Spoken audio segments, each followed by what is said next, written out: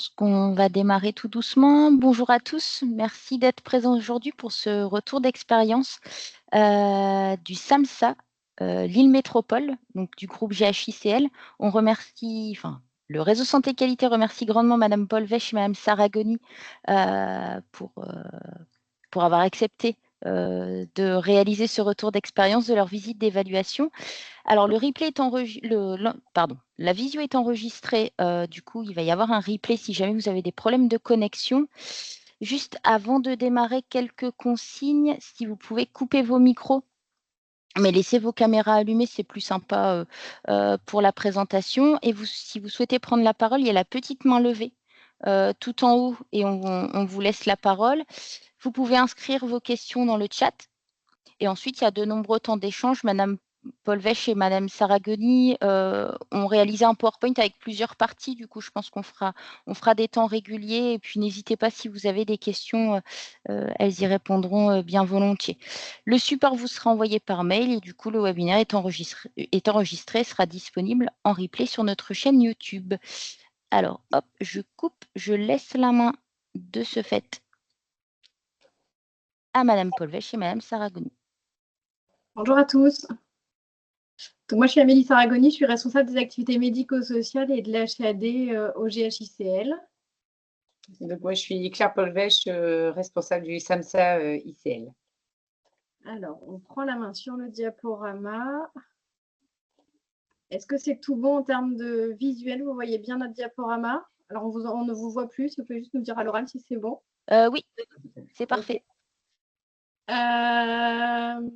Voilà, alors pour nous présenter rapidement, le groupement des hôpitaux de l'Institut catholique de Lille, donc c'est 3 établissements sanitaires, Saint-Philibert, Saint-Vincent-de-Paul et la clinique Sainte-Marie, qu'on connaît peut-être plus facilement que la quatrième direction qui correspond à ce qu'on appelle vulgairement le domicile, donc la direction de l'offre de soins et de santé de proximité, qui regroupe notamment un service d'hospitalisation à domicile et les services médico-sociaux.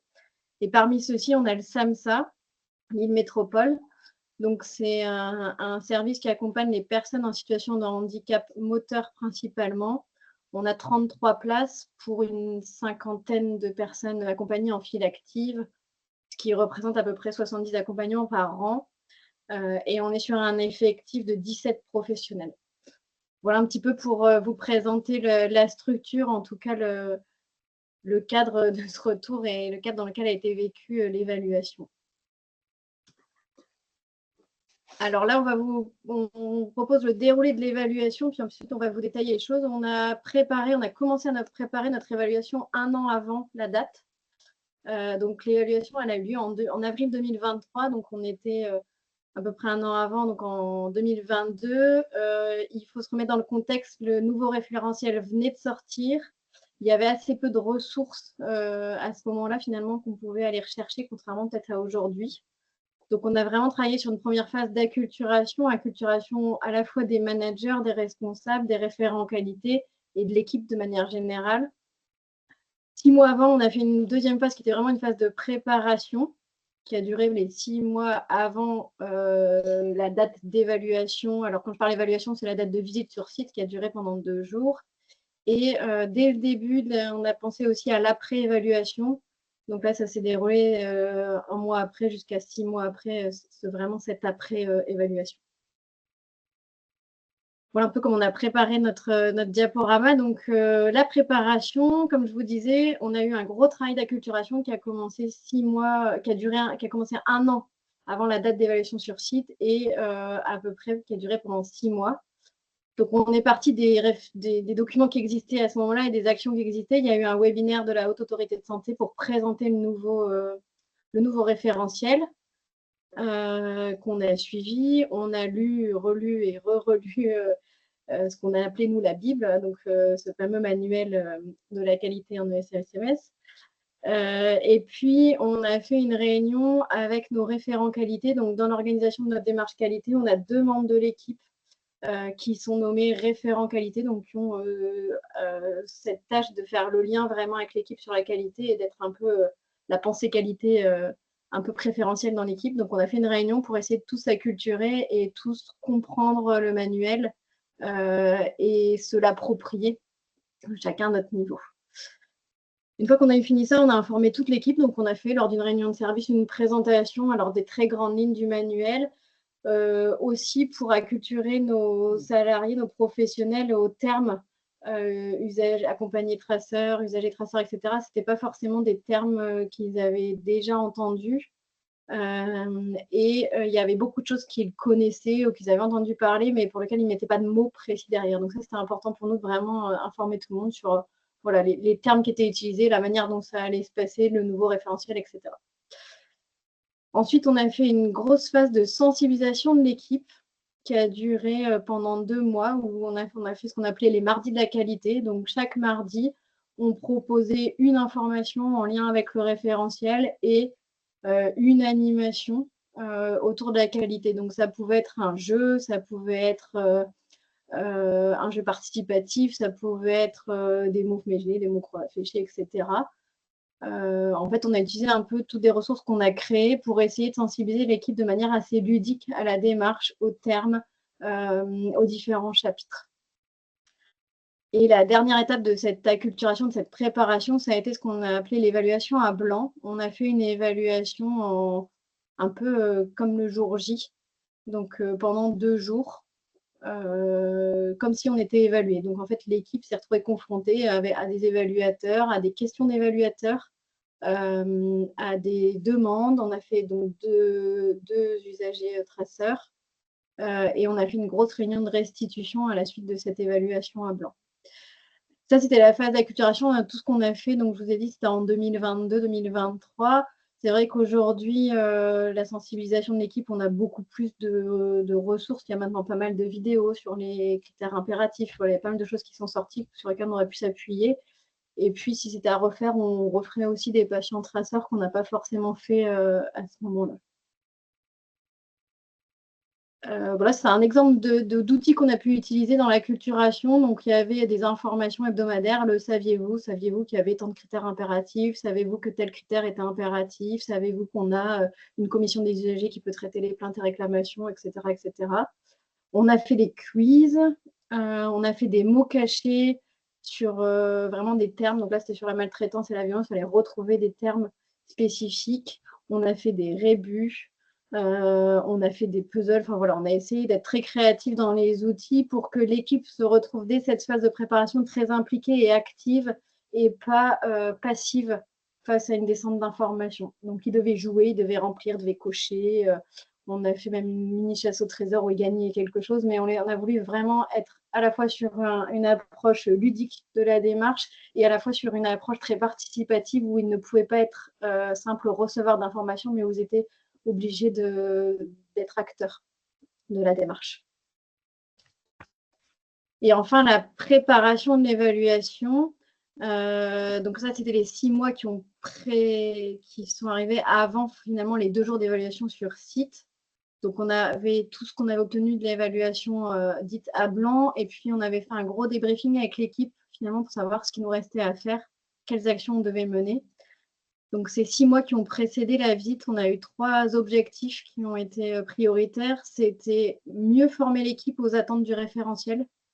Donc là, on avait besoin vraiment que l'équipe rentre un petit peu plus dans ses attentes, dans le référentiel, dans les critères et dans les attendus de chaque critère. Donc, les actions qui étaient menées, ça a été dans la même lignée que cette approche très ludique des jeux en équipe, des actions de sensibilisation sur des thématiques particulières avec des intervenants extérieurs ou des intervenants de l'équipe. Et puis là, en photo, on a fait un éphéméride participatif à 30 jours avant la visite sur site avec des informations. Et puis l'équipe devait aller trouver un moyen de donner cette information, de refaire passer l'information à toute l'équipe. Ensuite, on a eu un gros travail là plutôt sur le plan managériel qui a été à la fois de motiver et à la fois de rassurer les équipes tout en les impliquant toujours de manière très active. Donc là, ce qu'on a travaillé, on a fait un petit guide. Donc c'était l'évaluation au SAMSA pour les nuls.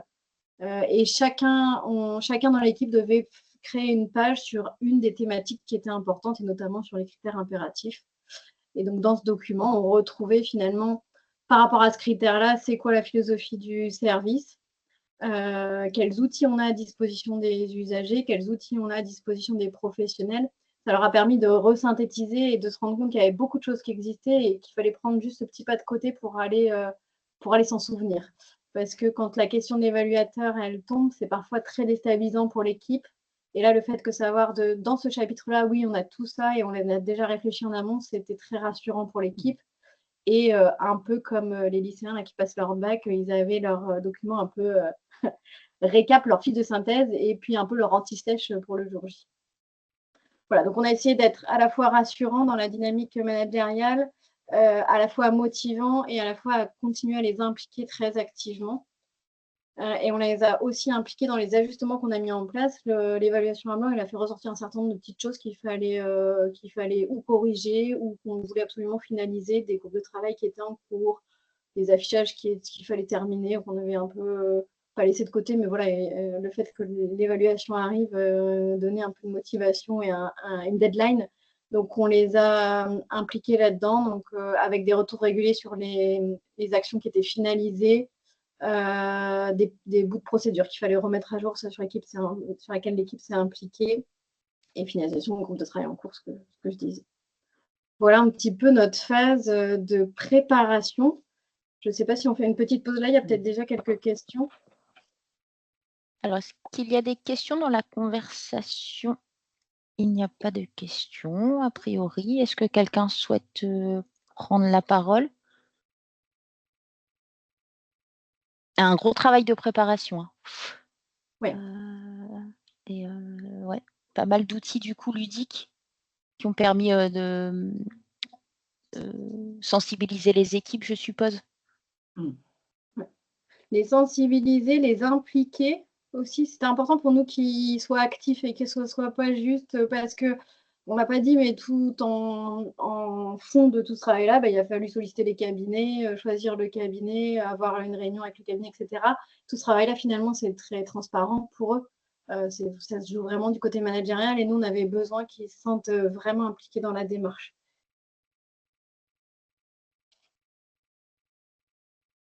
On peut peut-être continuer avec la partie évaluation, du coup. Donc, comme on le disait là juste avant, il y a eu des échanges avec l'organisme accrédité. Donc, l'équipe était composée de 3 intervenants. Il y avait 2 évaluateurs et un stagiaire. Donc, on avait un responsable d'évaluation. Donc, il y avait un profil, alors ils peuvent avoir d'autres profils, mais nous, c'était un profil infirmier et fonction d'encadrement en EHPAD et en masse. Et après, on avait une formatrice consultante et évaluatrice dans le médico-social, plutôt un profil de direction d'établissement. Donc, tout en amont, on a dû fournir l'ensemble des pièces attendues. Alors ça, c'est vrai que c'était aussi un travail qui avait été fait quelques mois avant l'évaluation. Il y a beaucoup de pièces à fournir, donc c'est vrai que ça prend un peu de temps à envoyer. Et puis après, on devait construire le planning avec aussi les temps à planifier pour la rencontre des personnes accompagnées, puisque nous, on est une structure qui intervient sur le domicile, donc les personnes accompagnées ne sont pas dans nos locaux. Et donc, il fallait aussi planifier la visite, le déplacement et essayer de répondre aussi aux critères qui étaient de s'assurer quand même d'être dans un secteur géographique assez court, puisqu'ils avaient un temps bien chronométré sur l'ensemble du planning et il fallait vraiment rentrer dans les clous, sachant que la visite, elle comptait à peu près 1 heure. Donc, il fallait qu'on s'arrange pour avoir des déplacements à un quart d'heure, 20 minutes maximum de notre site. Voilà, donc on a co-construit le planning et on a organisé pour les usagers traceurs. Donc ça s'est fait en équipe. On a déterminé, donc ils nous demandaient une liste de 6 personnes accompagnées. Donc on a déterminé la liste en fonction des critères. Donc le critère bien sûr géographique, mais il y avait aussi des critères autres, hein, notamment sur le plan cognitif, que la personne soit en capacité de s'exprimer ou d'avoir un tiers qui peut l'aider à l'expression. Et puis aussi qui puissent remplir. Nous, ce qu'on a recherché, c'est d'avoir aussi des personnes qui peuvent vraiment qualifier de ce qu'on fait, quoi, d'être sur un accompagnement le plus global possible. Donc, on a eu sur site, on a eu des échanges multiples avec l'équipe, la direction. Et c'est vrai que ça a été des échanges toujours bienveillants et il y a vraiment eu beaucoup de sérieux et d'investissement de la part de tous. Et ensuite, donc ça, toujours dans l'étape, il y a eu le rapport qui nous a été. Alors, il y a d'abord un premier échange qui s'est fait assez vite avec l'équipe qui nous a évalués. Et après, le rapport, on l'a eu à peu près un mois après, où on a pu faire une relecture et des suggestions ou avoir des points de précision par rapport à des éléments qui n'étaient pas très clairs pour nous. Et la liste des documents, c'est l'organisme accrédité, du coup, qui vous a envoyé combien de temps avant, du coup, cette liste de documents? Une fois qu'on a signé le contrat, on Ouais, l'a assez vite, hein. rapidement. Ouais, j'aurais dit au moins 2 mois avant, on l'a eu. Ouais, assez donc ça vous laisse le temps de vous préparer quand même. OK. Ouais. Alors, c'est vrai que quand on a pu avancer sur l'organisme accrédité, on a eu plus d'informations aussi sur les échéances. Et c'est vrai que nous, on s'était donné une échéance au départ à juin. Et ils nous avaient bien expliqué qu'en fait, juin, c'est le rapport final et qu'il fallait compter un mois, puis un autre mois d'échange. C'est comme ça qu'on s'est dit, du coup, on se retrouve plutôt en avril parce que je me dis pour les échéances, pour ceux qui veulent se projeter, il faut quand même compter 2 mois avant le rapport final où on doit faire l'évaluation au moins 2 mois avant pour la visite sur site. pour la visite sur site. D'accord. Ouais. Alors, il y a une question. Quels ont été vos principaux critères de choix pour déterminer le cabinet évaluateur? Du coup, alors nous, on a fait un appel à candidats, enfin voilà, avec une grille. On avait un critère économique, hein, clairement. On va pas se mentir, on n'a pas de ligne dédiée et de financement spécifique pour cette évaluation. Ça coûte quand même un certain coût, donc il y avait le critère économique. Ensuite, à ce moment-là, il fallait qu'ils soient accrédités. Tous les organismes étaient en cours d'accréditation. Il y en avait très peu qui étaient vraiment accrédités, donc on s'est basé aussi là-dessus. Ensuite, on avait regardé que dans leurs expériences antérieures, ils aient une expérience du domicile, parce que nous, ça nous tenait à cœur vraiment qu'ils découvrent le domicile et ses particularités. Et on voulait aussi qu'ils aient une expérience sur le handicap. Alors nous, on est sur le champ du handicap moteur, donc on avait essayé de trouver quand même un organisme qui avait déjà un peu de recul sur ce champ-là. Et après, on avait regardé les profils des évaluateurs parce qu'on voulait, ça nous tenait à cœur aussi qu'il y ait quelqu'un qui a un peu d'expérience et qui ait pas que de l'expérience d'encadrement, qui ait un peu d'expérience de terrain. Voilà. C'est un peu les critères sur lesquels on s'est basé. Après, sur la méthodo, globalement, ils nous proposaient à peu près tous la même typologie de méthode. Il y avait juste aussi au niveau du nombre de jours sur site. Et ça, c'est vrai que nous, ça nous avait interpellés parce qu'il y avait des organismes qui proposaient quand même presque le double de jours. Et après, nous, on savait aussi que c'était immobiliser les équipes. Et si on passe à 3 jours et demi ou 4 jours pour la poursuite des activités, c'était pas forcément facile pour nous, quoi. Donc, voilà, on a aussi tenu compte du temps qu'ils nous demandaient sur cette évaluation.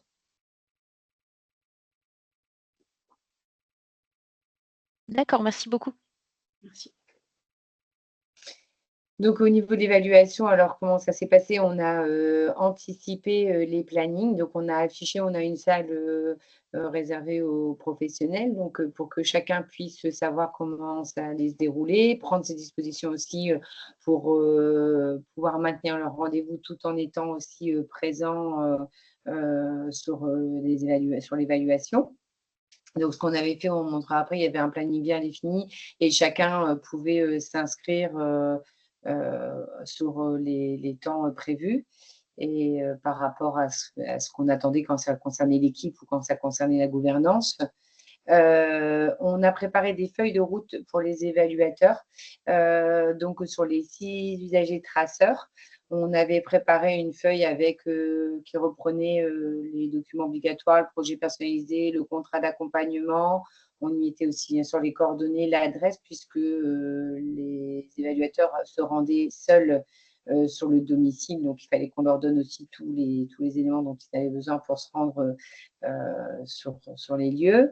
Et puis, on a donné quelques informations aussi utiles, notamment sur la communication, sur peut-être comment aborder la personne, s'il y avait par exemple une personne qui allait être présente ou pas, un mandataire ou une personne de la famille ou un aidant. Voilà, pour qu'ils soient préparés. Et d'ailleurs, ça a été un élément qui avait été apprécié par les évaluateurs. Et puis après, on a mobilisé les ressources internes. C'est vrai que, comme disait Mme Saragoni au départ, nous, on est inscrits dans un groupe. Et il y a aussi dans le groupe donc, des ressources RH, des ressources informatiques. Donc, on a pu, les ressources qualité, et on a pu du coup s'appuyer sur ces ressources et les mobiliser pour ces 2 jours.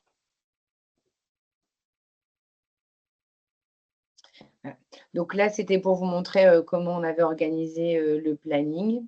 Donc, on a d'abord eu une réunion d'ouverture où on s'est présenté, on a présenté nos activités et on a eu un échange. Il y a eu la visite ensuite des locaux, donc des affichages, ils ont visité les bureaux, les différents documents obligatoires, etc.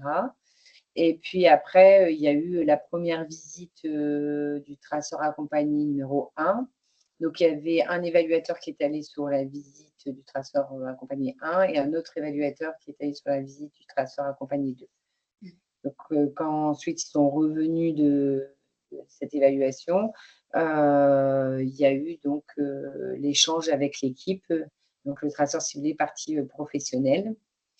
Et alors, je ne sais pas si tous les évaluateurs le font, mais nous, ils avaient mis le souhait de pouvoir participer à une séance type, c'est-à-dire, comme vous le savez, au niveau des traceurs accompagnés, ils vont rencontrer des personnes accompagnées sans nous, mais ils souhaitaient aussi voir comment un professionnel pouvait travailler en situation et peut-être aussi repérer des choses qu'on n'exprimerait pas ou qu'on ne pourrait pas exprimer. Donc, nous, on trouvait que c'était vraiment enrichissant aussi pour eux de pouvoir voir comment ça se déployait lors d'une séance. Donc là, on a fait le choix sur une séance de psychomotricité. Donc, ils sont venus sur le temps de la séance avec la psychomotricienne. Et après, il y a eu l'audit système partie professionnelle et traceur ciblé partie gouvernance. Et on a pris un temps d'échange avec les évaluateurs à la fin de cette première journée. C'est une journée dense. Et c'est vrai que c'est quelque chose qui ressort après sur le ressenti général. Et donc ensuite, le lendemain, on a démarré le 2e jour sur un débriefing. Et puis, il y a eu le 3e traceur accompagné, de nouveau usager traceur sur la partie professionnelle. Et après, le temps d'échange entre les évaluateurs. Donc là, le choix au niveau du service a été de se dire qu'on libérait les équipes comme ça sur le temps du midi, après, sur la pause. Et après, c'était la gouvernance qui prenait la suite sur le reste de la journée pour aussi laisser les équipes souffler un peu. Voilà. Je continue. Moi, j'avais juste une question au niveau des usagers. La méthode de accompagner traceur, quel ressenti ont eu les usagers? Le fait que les évaluateurs viennent au domicile, ça a été bien perçu? On a eu des différents échanges. Alors, il y a des personnes pour qui c'était vraiment très bien perçu, parce que nous, on a quand même un public qui peut être isolé, avec peu de rencontres. Et donc, pour eux, c'était aussi c'est rencontrer quelqu'un, L'occasion, ouais. l'occasion de discuter, d'échanger. Et ça, pour certains, c'était bien perçu. Et je vais même vous dire, il y a eu un vrai questionnement, parce qu'on s'était dit qu'en sollicitant 6 personnes, parce qu'évidemment, on les a prévenus en amont, on s'était dit que pour certains, ce serait difficile de s'entendre dire que finalement, ils ne rencontreraient pas les évaluateurs, parce qu'il n'y en avait que 3 qui seraient retenus, parce qu'ils s'impliquaient déjà dans la démarche et ils se faisaient déjà une joie de pouvoir recevoir et de pouvoir échanger sur ce qu'ils vivent, quoi. Voilà. Après, ça, c'était un premier ressenti. L'autre ressenti qu'on a pu percevoir, c'est que bah, forcément, ils viennent chercher des questions. Il y a des gens qui ont pu se retrouver en difficulté sur les questions et bah, peut-être se demander si la réponse était la bonne, si ils étaient justes. Voilà, c'était. Mais dans l'ensemble, moi, j'ai trouvé que c'était plutôt positif et c'est aussi le retour qu'on a eu des évaluateurs. Bonjour. Je lève la main. Ouais. Bonjour, allez-y. Bonjour. Une question sur la méthode des visites à domicile. Est-ce que c'est un choix opéré par votre service ou il y avait aussi d'autres possibilités, notamment avec une réunion de personnes accompagnées sur site, par exemple, avec une représentativité des personnes accompagnées? Est-ce que l'organisme vous a imposé à un moment donné ou vous avez pu proposer que c'est l'organisme qui a fait un choix? Non, on n'a pas eu l'attitude de proposer. Ça a été imposé que ce soit forcément une rencontre individuelle avec un usager. À domicile.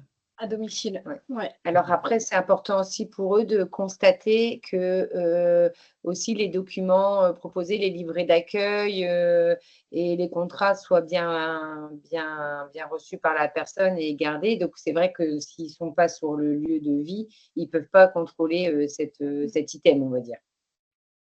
Et ils ne voulaient vraiment pas qu'on soit présent aussi. Oui. Ça, c'était une demande, c'était sans nous. Ouais. Et Sans nous. je me permets de revenir un petit peu en arrière, désolé.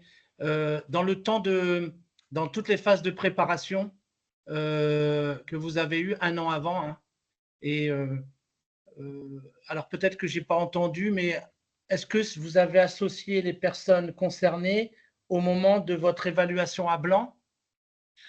Alors, à ce moment-là, on ne l'a pas fait, mais parce que dans notre démarche, on était seulement vraiment en train d'impliquer les usagers dans notre dynamique qualité, donc on n'a pas eu l'opportunité de le faire.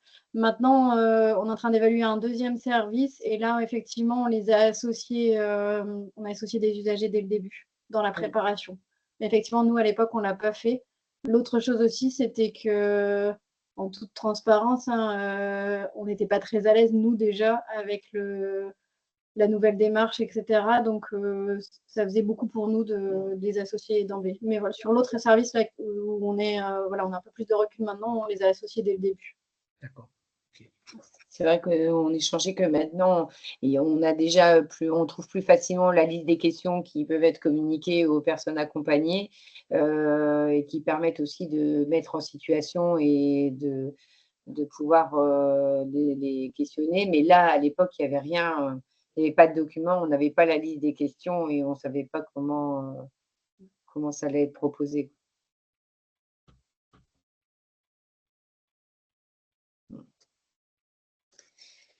Donc, donc une fois l'évaluation terminée, à une semaine, on avait, parce que c'était très intense, on a voulu échanger avec l'équipe, avoir leur retour. Alors, c'est vrai que au niveau des référentiels, vous savez, hein, c'est coté de 1 à 4.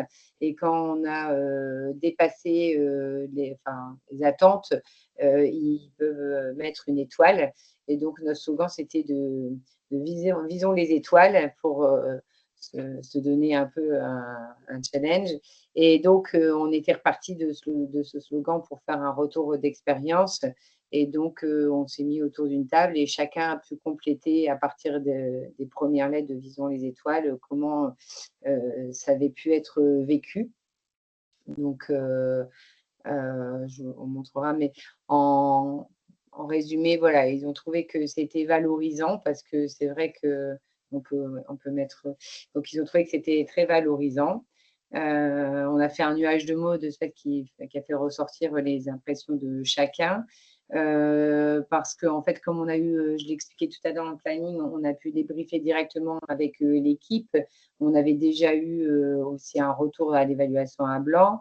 Et donc, on avait bien senti que l'évaluation s'était très bien passée. On avait vu que les évaluateurs étaient intéressés par tout ce qu'on avait pu mettre en place, aussi par rapport à la dynamique d'équipe. On nous avait fait aussi le retour que c'était vraiment très agréable d'avoir l'équipe aussi participative, parce que c'est vrai que tout le monde s'est mobilisé sur les rencontres avec les évaluateurs et tout le monde a pris la parole et s'est senti légitime d'expliquer aussi et de répondre aux questions. Donc ça, c'était vraiment très positif. Il y a eu quand même une atmosphère assez sympa parce que même si on était évalué, l'échange était ouvert et comme on le disait tout à l'heure, c'était bienveillant et on s'est senti vraiment enfin à l'aise et je dirais même, il y a même eu des informations partagées. Je pense qu'il y a des choses qui ont pu intéresser les évaluateurs où ils nous ont demandé des copies des choses qu'on avait pu faire ou travailler. Donc, ça a vraiment été fait en bonne intelligence et voilà. Après, ça nous a marqué dans le sens du terme, mais ça a été quand même intense. Chacun s'est beaucoup investi et ça a remis une bonne dynamique pour la suite. Voilà. Donc, ça, c'était à une semaine après l'évaluation. Et le choix, ça a été un peu de laisser l'équipe souffler, même sur les groupes. On a laissé un peu tranquille tout le monde pour que chacun puisse aussi prendre un peu de temps et s'axer essentiellement sur les activités parce que c'est vrai qu'on avait fait un peu une parenthèse. Et donc, la deuxième étape, ça a été de faire un petit journal, les échos des évaluateurs, où on a repris un petit peu enfin, on a repris les résultats qu'on a eu de l'évaluation qui, on nous avait prévenu, sont un peu indigestes à lire et à même recevoir de l'équipe. Donc, on a décidé de rester toujours dans cette dynamique assez ludique et sympa, c'est de faire un petit journal avec les photos qu'on avait prises et puis surtout qui reprenait, qui pouvez faire une synthèse en tout cas de ce qui est ressorti. Et dans ce journal, on y a mis aussi les points d'amélioration qui nous avaient été soulignés et qui correspondaient aussi à ce qu'on avait pu repérer même avec l'équipe. Voilà, avec un petit jeu aussi derrière et qui débouchait aussi sur une invitation à un séminaire, puisque derrière, on a refait un séminaire d'équipe un peu plus tard pour pouvoir poursuivre la dynamique d'amélioration continue. Voilà, donc ça résume un peu ce que je disais au niveau de la préévaluation. On a laissé le temps de souffler. Au niveau management, c'est vrai qu'on a trouvé important de maintenir la dynamique parce que on sait que la prochaine évaluation, c'est dans 5 ans, mais il faut quand même rester actif. On a donc fait ce séminaire d'équipe qui a permis d'ouvrir à d'autres axes d'amélioration et puis des autres projets. On a donc pu déployer ensuite un nouveau plan d'amélioration puisque on a fait le choix de fondre l'ancien qui avait déjà bien avancé et d'en refaire un nouveau en plus en lien avec la signature de notre CEPOM et de notre projet de service qu'on venait de réécrire en fin d'année et de poursuivre l'ensemble des actions jusqu'à la prochaine évaluation.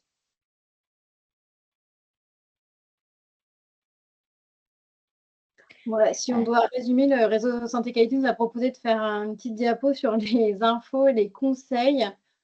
Nous, ce qui nous semble être en tout cas des facteurs clés de réussite, la première chose, c'est une démarche qualité structurée.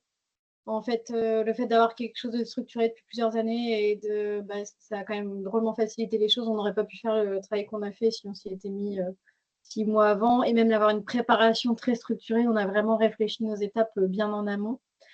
Du temps, alors c'est facile à dire, mais ça a quand même été, pour préparer tout ça, ça a demandé quand même pas mal de temps et d'énergie. Le fait d'avoir impliqué les équipes et qu'elles se sentent partie prenante de la démarche. À la fois, elles étaient actrices de l'évaluation, mais à la fois, l'évaluation leur a appris pas mal de choses. Donc ça, c'était hyper intéressant. Des outils adaptés, alors qu'on fait ou qu'on trouve, mais en tout cas, avoir pas mal de choses qui soient le plus adaptées possible. Le fait que, par exemple, sur les événements indésirables, qu'on vienne vraiment parler des événements indésirables dans le service, sur ce qui nous concerne, ça a été quelque chose d'apprécié par les équipes. Claire en a parlé, mais nous, on était très inquiets quand même sur cette visite à domicile, sur le fait que les évaluateurs aillent voir seuls les usagers. Avec des usagers, on n'accompagne que des usagers en difficulté. Hein, donc voilà, ça nous inquiétait beaucoup. Donc il faut quand même anticiper de leur disponibilité, le fait qu'ils puissent avoir un proche pour que ce soit plus rassurant, le fait de bien les préparer au fait que ce soit quelqu'un qu'ils ne connaissent pas, qui va venir chez eux, etc. Ça va demander quand même pas mal de travail. Et puis sur le plan managérial, d'avoir vraiment une implication importante à la fois des managers, mais à la fois des managers auprès de leurs équipes pour accompagner la démarche. Voilà ce qu'on pouvait vous partager sur notre expérience. Alors, je vais couper le partage d'écran parce que sinon, on ne vous voit pas. C'est particulièrement désagréable pour nous. Mais, Merci beaucoup. Alors, il y a une question. Les évaluateurs demandent les documents de la loi 2002. Je ne suis pas certain que nos accompagnés gardent ces documents au domicile. Alors, il n'y a pas que les documents de la loi 2002, il me semble. On avait eu un retour d'expérience d'un EHPAD il y a un mois maintenant qui nous avait remis la liste des documents que l'organisme leur avait demandé. Si vous le souhaitez, je vous l'enverrai avec le diaporama pour que vous ayez une idée. Mais concrètement, je vais la reprendre, la liste. Donc, après, il y a les documents, on va dire, institutionnels comme le livret d'accueil, plaquette de présentation, projet de service, plan bleu ou plan de gestion de crise, règlement de fonctionnement.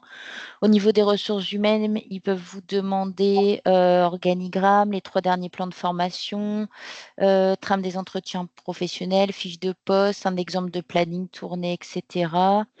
Il y a des documents aussi au niveau de la démarche qualité, politique qualité, le plan d'action qualité, support de recueil des plaintes et réclamations, etc. Enfin, je vous enverrai après. Voilà, on avait eu cette liste-là. Si ça peut vous aider, je la mettrai en pièce jointe également. c'est vrai qu'au domicile, ils ont demandé à l'usager s'il avait bien sa pochette d'accueil. Ils ont vérifié ce qu'il y avait dedans. Ouais, c'est vrai que si on devait, dans les axes d'amélioration, c'est d'être peut-être en amont, et ça, on ne l'avait pas fait, c'est de vérifier que tous les documents fournis, ils le rangent et où ils le rangent, et reprendre avec eux aussi chaque document, parce que en fait, c'est pas qu'ils n'ont pas, hein, mais parfois l'auxiliaire de vie, elle l'a rangé, c'est un membre de la famille qui l'a emmené, et pour eux, c'est un critère de savoir si le livret d'accueil est bien à domicile, si le contrat est bien à domicile, si le projet personnalisé est bien à domicile. Alors, nous, on peut toujours dire qu'on l'a transmis, mais eux, ce qu'ils veulent, c'est leur nouveau référentiel, hein, c'est de s'assurer qu'au-delà de l'avoir transmis, est-ce qu'on s'est assuré pour que la personne l'ait quelque part et sache où est-ce qu'il est. Alors ensuite, il y a une question. Une question de ma collègue en Martinique qui va peut-être nous ramener un peu de soleil, je l'espère. Bonjour, par rapport aux particularités de votre activité de SAMSA, par rapport aux critères du référentiel, est-ce que la majorité des critères ont été conservés mais adaptés à votre activité, ou est-ce que les critères ont plutôt majoritairement été considérés comme non applicables? Il n'y en a aucun qui a été considéré comme non applicable dans le référentiel, sauf la liberté d'aller et de venir dans les murs. Sinon, on a été évalué sur tout. La question s'est même posée pour nous sur le circuit du médicament, parce que concrètement, on ne gère pas de médicaments. Alors, il faut aussi se reposer qu'on était dans les premières évaluations, donc depuis, ça a peut-être un petit peu changé, mais ils ont même évalué ce critère de qu'est-ce qu'on fait pour le médicament, alors même qu'on ne gère aucun traitement. Donc, ils sont venus chercher sur comment on s'assurait que les usagers ils suivaient bien leur traitement, qu'est-ce qu'on pouvait proposer si jamais ils ne le suivaient pas. Donc, ça a été quand même adapté. Le critère a été adapté, mais du coup a été maintenu. Vous n'avez pas eu de non applicable. Ouais, c'est ça. D'accord. Ouais. Mais c'est à nous de voir comment on l'adapte, en fait. Oui, c'est pas eux qui nous expliquent comment on peut l'adapter. C'est nous qui avons réfléchi. On a notre référent de qualité, enfin notre responsable qualité qui est là. Je ne sais pas si Isabelle, tu veux dire un petit mot, parce qu'on ne t'a pas forcément laissé la main dans le diaporama. Non, vous faites ça très bien. Je n'avais pas besoin de prendre la main. En tout cas, bravo pour votre présentation. Effectivement, moi, j'étais plus là en support pour faire le lien avec ce qu'on fait au niveau de notre groupe hospitalier. notamment sur des thématiques transversales comme la bienveillance ou effectivement le circuit du médicament, pour apporter nous notre vision et puis voir comment on pouvait mettre ça en place au niveau du SAMSA. Donc voilà, et aussi sur la démarche de patient traceur ou d'accompagné traceur pour le SAMSA, que nous, on maîtrise bien au niveau du groupe. Et c'est vrai que c'était intéressant de pouvoir partager ensemble et d'échanger sur toutes ces problématiques et sujets-là qui après ont été bien pris en main directement par Amélie et par Claire. Et toute l'équipe, bien évidemment, du SAMSA. Alors ensuite, on a une question. Bonjour, accepteriez-vous de partager votre guide d'évaluation SAMSA pour les nuls ou peut-être une trame ou... Le guide, en fait, il est vraiment adapté à notre activité pure, mais la trame, avec plaisir, oui, sans souci. Et ensuite, est-ce que vous avez désigné un ou des référents qualité parmi vos professionnels non qualiticiens ou est-ce que vous avez fait appel à un qualiticien de formation, soit déjà recruté ou soit via un cabinet? Alors, non, alors la qualiticienne, c'est Isabelle Hervin qui nous rejoint sur les groupes de travail. Après, nous, c'est vrai que la qualité, elle est travaillée au niveau du service. Enfin, on n'a pas quelqu'un extérieur qui gère ça. Donc, ça fait partie aussi du temps à dédier. Et au niveau du référent qualité, après, ce qu'on disait tout à l'heure dans le diaporama, c'est qu'on a 2 référentes dans l'équipe qui ont vraiment du coup une implication et qui font le lien avec l'équipe. Mais voilà, voilà de quoi est composé. En fait, il y a Mélissa Aragoni qui est donc responsable de l'ensemble de plusieurs services. Donc, il y a les 2 référentes, Isabelle Hervin et moi sur le groupe. En fait, les USAG. Les USAG. Pour compléter, on a fait le choix de choisir dans l'équipe 2 personnes qui n'avaient pas forcément de compétences particulières. Donc, on a en tout cas, compétences sur la qualité, une de formation ergothérapeute et une de formation neuropsychologue qui sont référentes qualité, mais parce que ça les intéressait. Et en fait, nos groupes de travail sont portés par l'équipe. Donc, c'est l'équipe qui porte les groupes. Et dans notre démarche, en fait, on a des points projets réguliers, mais c'est vraiment l'équipe qui porte les groupes. Et nous, on porte la dynamique globale avec le comité de pilotage qui est bien structuré l'année. D'accord. Est-ce qu'il y a d'autres questions? Oui, une autre question, en fait 2 questions. La première sur l'adaptation des outils. Est-ce qu'ils ont été extrêmement attentifs au facile à lire et à comprendre pour les publics? Ça, c'est Et la seconde, est-ce qu'il y a eu des échanges après, une fois l'évaluation finale et sur la cotation, sur des cotations qui auraient été mises par l'organisme, mais avec des échanges, une réévaluation ou pas? Alors, peut-être sur le FALC, je te laisse répondre. Oui. Alors, nous, c'est vrai que le FALC, on n'en avait pas beaucoup parce qu'on a un public, je ne dis pas que ça n'a pas, il n'y a pas de nécessité, mais voilà, c'est pas toujours, en tout cas, c'est pas toujours cette réponse que l'on a. Par contre, on a pu leur montrer que chaque projet personnalisé était adapté à la situation soit de handicap de compréhension visuelle, parce que notamment on avait un monsieur qui avait un déficit visuel et donc il y a vraiment eu un contraste de couleurs sur le projet personnalisé avec on a grossi les caractères, donc on a plutôt adapté pour qu'il soit lisible parce que c'est une personne qui sait après lire, et on leur a aussi présenté un projet personnalisé simplifié avec quelques images, les photos de l'équipe pour quelqu'un qui avait plus de troubles cognitifs. Mais ce qu'ils ont pu apprécier, c'est qu'on sait s'adapter à chaque fois. On n'a pas un facile à lire et à écrire, on n'a pas une seule façon de faire, mais à chaque fois qu'on a une personne accompagnée, on va faire un projet personnalisé pour qu'il soit lisible et compréhensible, et surtout qu'on puisse montrer qu'il soit construit avec la personne. Voilà. Et pour répondre sur les cotations, du coup, la deuxième partie de votre question, ils nous ont rendu le rapport, mais je pense que c'est conventionnel. Ils rendent le rapport, on a un mois pour le critiquer, le corriger. Alors nous, on n'est pas venu rechercher sur des cotations en particulier. Par contre, il y avait 2-3 commentaires avec lesquels on n'était pas tout à fait d'accord. On pense qu'ils n'avaient pas forcément compris. Donc là, on a eu la possibilité de leur dire, là, nous, on pense que il faudrait changer, c'est pas tout à fait adapté, etc., etc. Et ça, on a eu cette possibilité de le faire. Et après, ils ont eu un mois dans l'autre sens pour nous dire s'ils acceptaient la modification ou s'ils n'étaient pas d'accord avec. Mais on n'est pas revenu chercher sur des cotations, en tous les cas. D'accord. Après, ce que disait Claire juste avant, le rapport qui est extrait de Sinae, il est particulièrement indigeste.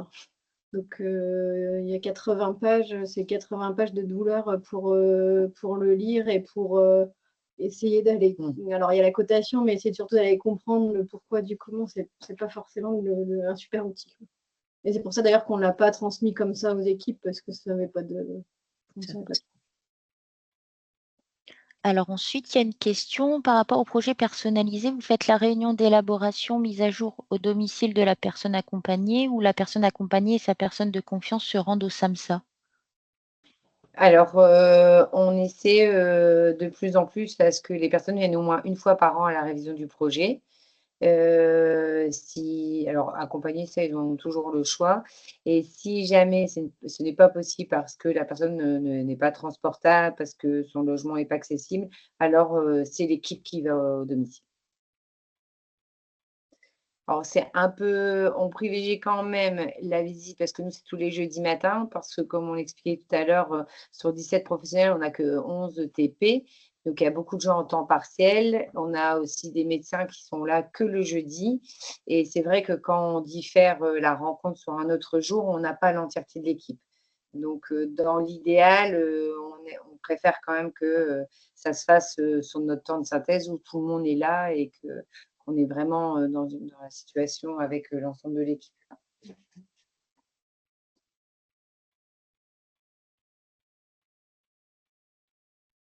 Merci. Alors, est-ce qu'il y a d'autres questions?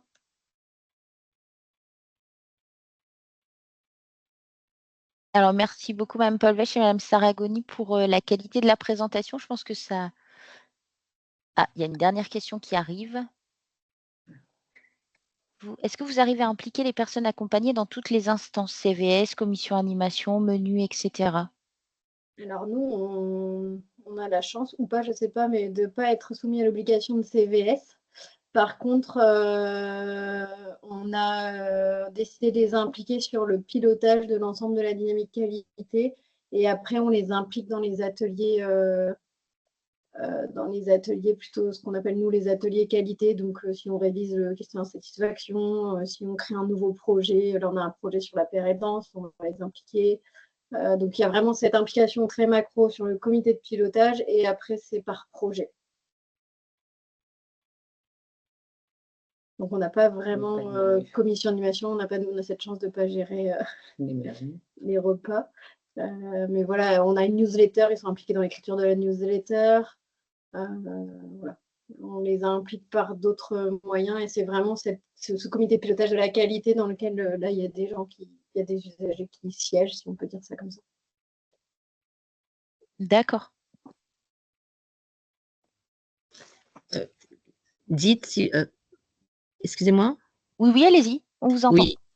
Par contre, on sent, alors lors de votre présentation, on sent que c'est une force pour vous d'accompagner en fait au niveau du domicile, parce que lorsque vous faites un retour par rapport à votre certification, est-ce que quelque part vous avez mutualisé l'équipe des professionnels de santé avec les autres services de vos établissements? Est-ce qu'il y a, par exemple, au niveau des aides-soignantes, l'équipe aide-soignante, est-ce qu'elle participe aussi dans les prises en charge autres que le SAMSA du domicile chez vous? Non, aujourd'hui, notre équipe SAMSA, si on doit la placer par rapport au groupement hospitalier, elle est vraiment à part, même d'un point de vue géographique, on n'est pas dans le même bâtiment. On ne va pas sur les autres interventions. Là où ça a joué, je vais dire, en notre faveur pour l'évaluation, c'est que par contre, on s'appuie et on est impliqué, nous, dans des commissions. Alors, Isabelle, tu pourras peut-être plus m'aider, mais la commission bien-traitance, la commission chute. Oui, tout à fait. Commission de... Oui, tout à fait. On sent qu'il y a une transversalité. Mais par contre, nos professionnels ne travaillent que pour les usagers du SAMSA, sauf ceux qui ont un temps partagé parce qu'ils ont des temps partiels.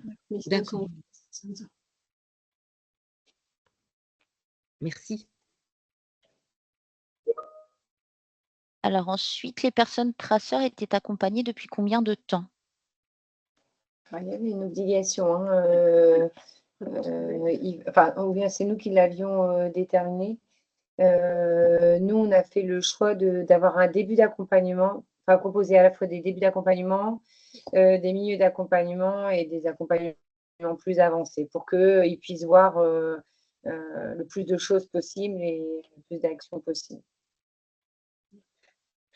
Je pense qu'on avait pris au moins 3 mois parce que Ouais. nous, c'est la période dite d'évaluation, c'est 3 mois. On est sur un accompagnement en moyenne, c'est 3 ans.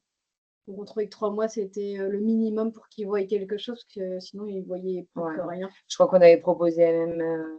En fait, finalement, on a proposé que des personnes à 6 mois parce qu'on voulait que les projets personnalisés soient écrits. Et c'est 6 mois. Et c'est 6 mois. Enfin, ça peut être avant, mais souvent, on est dans les 6 premiers mois. Concernant la question pour le département, on a envoyé au département au département et à l'ARS, qu'on est cofinancé, que le résultat. Je ne sais pas dans quelle mesure ça a eu un impact ou pas, mais en tout cas, on leur a envoyé.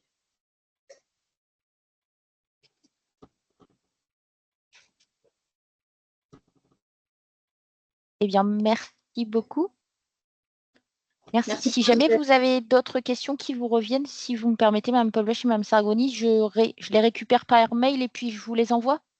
Oui, d'accord. et puis on fait comme ça. La trame qui a été demandée, on vous l'envoie à vous aussi? Oui, comme ça, j'envoie par mail aux participants. Alors, je vois, il y a une main levée, Mme Caron. Oui, bonjour. Bonjour. C'est moi qui posais la question tout à l'heure à l'écrit, mais j'ai pas eu le temps là d'écrire, donc voilà. Est-ce qu'il y a un focus qui est fait aussi où les personnes sur liste d'attente sont interrogées? Non, ils ne sont pas venus chercher les personnes sur liste d'attente. Je ne pense pas qu'on avait une liste d'attente en plus à l'époque. Ouais. C'est pas comme aujourd'hui. Ouais, c'est vrai que bon. Après, ça aurait été compliqué. Ouais, ça aurait été hyper difficile parce qu'on fait signer quand même à nos usagers un droit, enfin leur autorisation, etc., etc. Donc les personnes sur liste d'attente, on aurait eu du mal à leur faire signer cette autorisation d'être interrogées. Donc je pense que si on n'avait pas voulu, on aurait pu se retrancher derrière ça. Mais c'est vrai qu'ils ne sont pas venus chercher sur les personnes en liste d'attente. D'accord, ok. Ils Merci. nous ont demandé comment on gérait, mais par Ouais. contre, ils ne sont pas venus chercher les personnes. D'accord. Merci. Eh bien, merci beaucoup. Alors, on a une personne qui dit merci beaucoup pour cette belle présentation. C'est vrai, merci beaucoup pour ce partage. Je pense qu'il va aider pas mal d'établissements. Juste quelques minutes avant de se quitter, on vous rappelle les outils disponibles. Alors, des outils disponibles pour nos adhérents. On a le kit qualité gestion des risques qui, voilà, si vous avez un accès adhérent à notre site internet, vous pouvez télécharger le kit qualité gestion des risques qui a été mis à jour récemment. On vient de recevoir les imbattables sur la qualité et la sécurité des soins version médico-sociale. Donc, on les a reçus. On va bientôt vous les envoyer. Donc, on les envoie aux établissements adhérents. Ensuite, donc voilà, quelques exemples d'outils qui sont aussi à disposition sur notre site internet. On a l'enquête contention isolement dans les établissements sanitaires et médico-sociaux. On a l'enquête mesure de la culture de sécurité des soins en EHPAD si vous le souhaitez.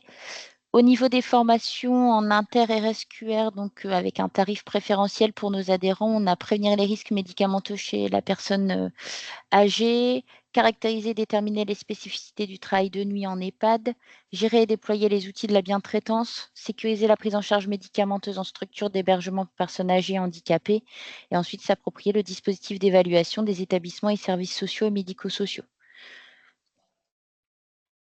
Et ensuite, on propose donc un vendredi par mois au niveau du pack adhésion, donc une prestation gratuite sous forme d'un webinaire. C'est des webinaires de sensibilisation, ça dure 45 minutes.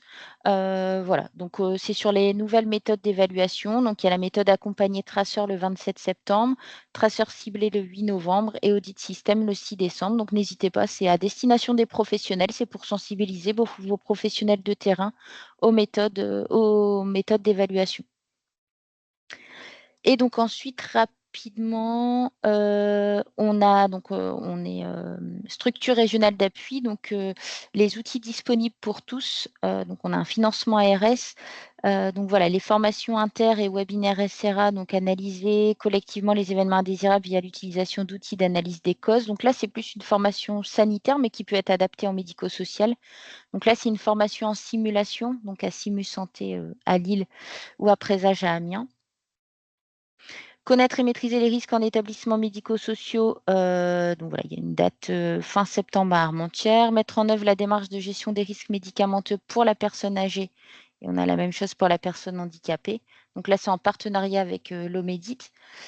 Et maîtriser les risques d'identification du patient tout au long de sa prise en charge. Donc, c'est un webinaire identito-vigilance. Donc là également, on vous a remis les dates.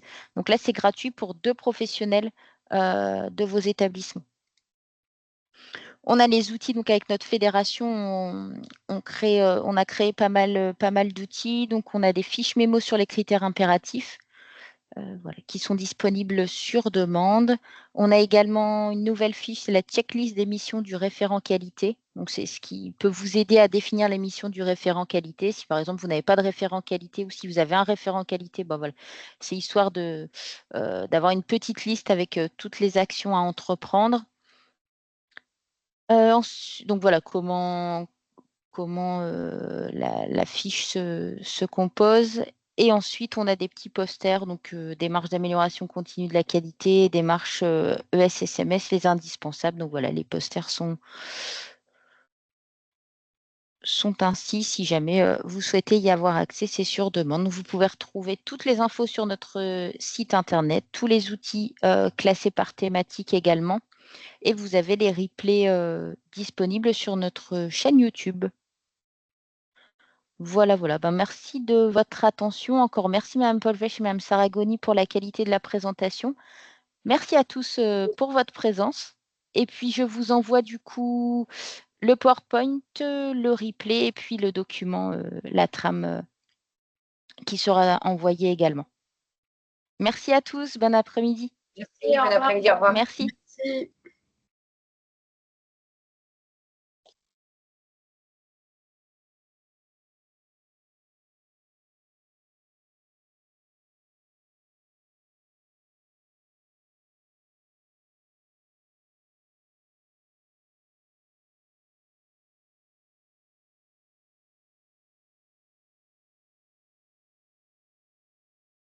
Bon, bah, c'est bien, c'était intéressant.